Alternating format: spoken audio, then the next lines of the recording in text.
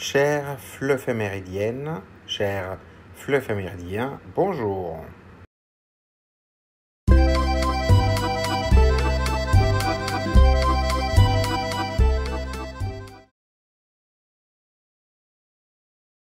La Semaine mondiale du roman, proclamée en 2021 par l'UNESCO, met à l'honneur la lecture, la créativité et le rôle essentiel des écrivains dans la diversité culturelle.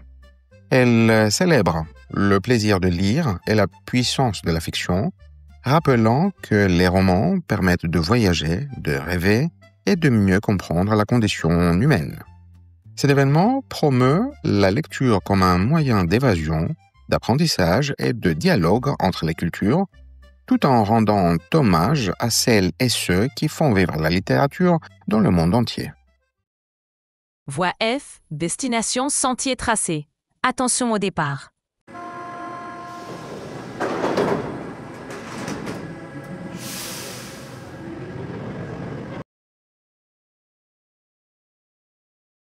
Première question. Aimez-vous lire des romans? Quel est votre roman préféré? Certains aiment lire tous les jours, pendant un trajet en métro, ou le soir au lit avant de s'endormir. D'autres lisent surtout pendant les vacances ou le week-end, quand ils ont plus de temps libre, ou dans le cadre scolaire, lorsqu'une œuvre fait partie du programme. On peut mentionner des romans universellement célèbres, comme Le Petit Prince, Don Quichotte, Le Seigneur des Anneaux ou Harry Potter, mais aussi des romans contemporains ayant remporté un prix ou ayant été très médiatisés. Chaque apprenant peut expliquer pourquoi il aime ce roman, pour l'histoire, les personnages, le style, l'émotion ou les aventures.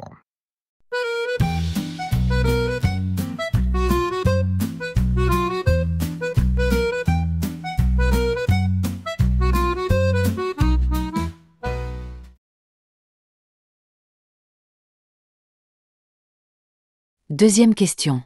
Préférez-vous les histoires d'amour, d'aventure ou de mystère? Certains lecteurs adorent les histoires d'amour parce qu'elles parlent des émotions, des relations et des rêves. D'autres préfèrent les romans d'aventure avec de l'action, des voyages et des héros courageux.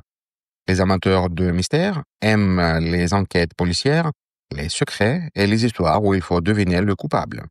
Il existe aussi des lecteurs qui aiment les romans tristes, historiques ou fantastiques. En réalité, chacun choisit selon son humeur, sa curiosité ou ce qu'il veut ressentir en lisant.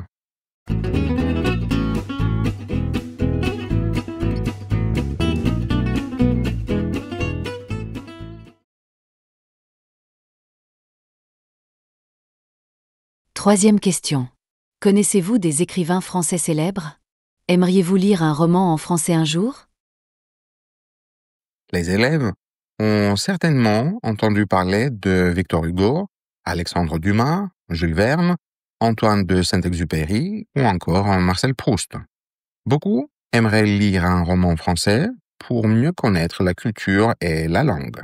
Par ailleurs, les enseignants peuvent proposer des ouvrages courts, simplifiés ou spécialement adaptés aux apprenants de français.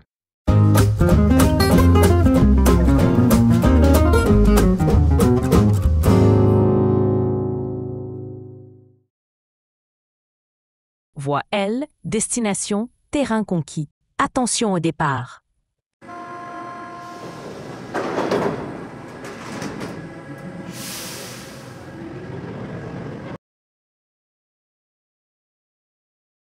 Première question. Quel est le dernier roman que vous avez lu? Quelles sont vos impressions?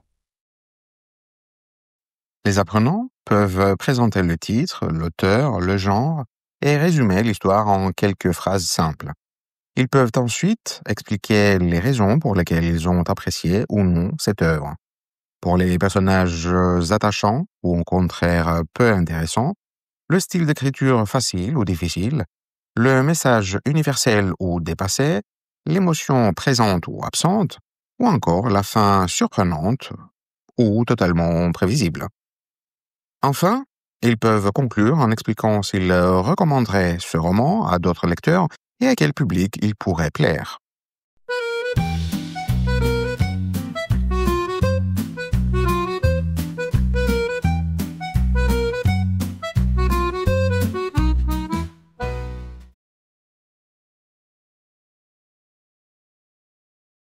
Deuxième question. Lisez-vous plutôt des romans contemporains ou classiques? Quels sont vos auteurs préférés? Les romans classiques racontent souvent des histoires universelles, comme l'amour, la justice ou le destin. Ils se distinguent par l'écriture d'un autre temps et une langue parfois plus exigeante, mais ils permettent de mieux comprendre une époque et ses valeurs. Les romans contemporains, au contraire, utilisent une écriture plus proche de notre manière de parler et abordent des thèmes actuels comme la société, la famille, l'écologie ou la recherche d'identité. Si on se limite à la littérature française, certains aiment lire Zola, Balzac, Flaubert ou Maupassant, tandis que d'autres préfèrent Amélie Nothomb, Guillaume Musso, Marc Lévy ou Anna Gabaldin. En conclusion, chacun lit selon son âge, ses goûts ou le moment.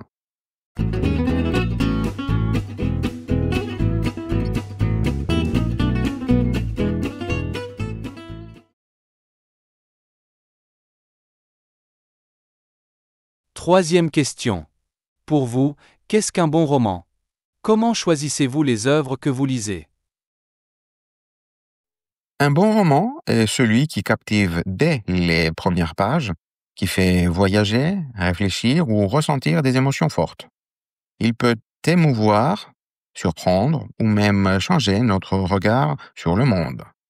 Pour le choisir, certains se fient aux conseils d'amis, aux recommandations d'enseignants ou aux critiques dans les médias.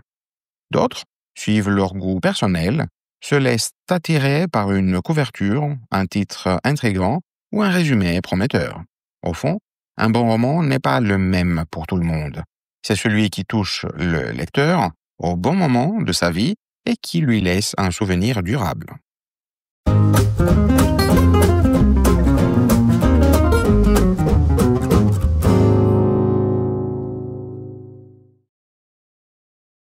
Voie E, destination, sommet atteint. Attention au départ.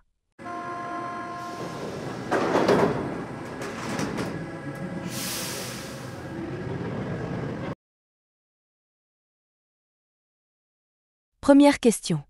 Avez-vous déjà lu un roman qui a changé votre façon de voir le monde? Certains romans peuvent réellement changer notre manière de voir le monde.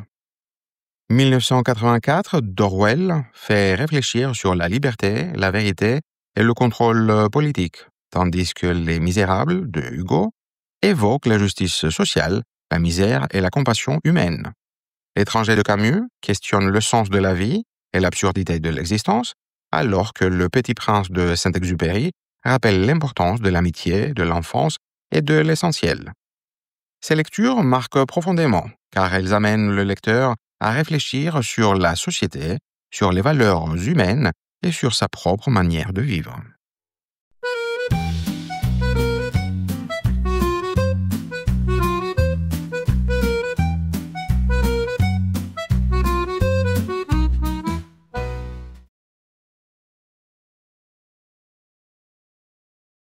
Deuxième question.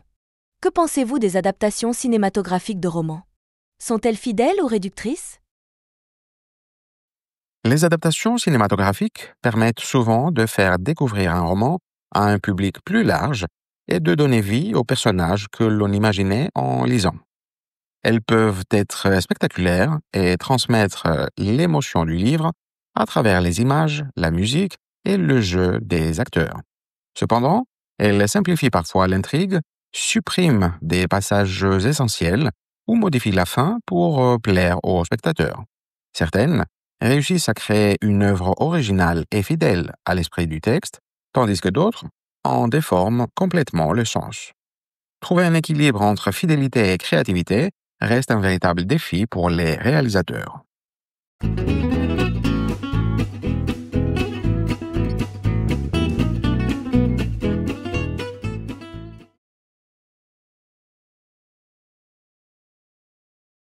Troisième question. Comment le roman du XXIe siècle répond-il aux grands enjeux contemporains? Le roman du XXIe siècle s'empare des grands enjeux contemporains. La crise écologique, l'immigration, la quête d'identité, l'impact du numérique ou la mondialisation. À travers la fiction, de nombreux écrivains explorent les fractures sociales, les inégalités et les transformations de nos modes de vie. Certains cherchent à témoigner ou à alerter, d'autres à comprendre et donner du sens à un monde en mutation.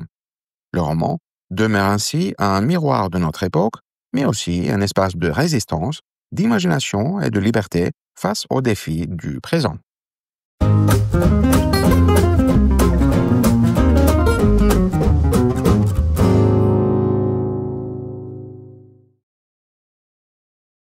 Prochain arrêt. Tu me trouves jolie, même si je suis faite de bois. Je me libérerais de mon marionnettiste si je le pouvais, pour sauter de cette scène et enfin déployer mes ailes. Mais est-ce que je découvrirais que les gens là-bas ont des ficelles invisibles? Chaque matin, il crée des rêves à croquer. Pain au chocolat danse sur son comptoir.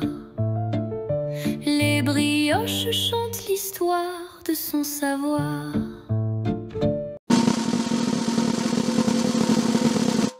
Frère Jacques, dormez-vous, dormez-vous. Sonnez les matines, ding ding dong, ding ding dong. Merci d'avoir regardé cette vidéo. Si elle vous a plu, mettez un pouce bleu et abonnez-vous pour ne rien manquer. N'hésitez pas à la partager si vous la trouvez utile et à laisser un commentaire pour donner votre avis.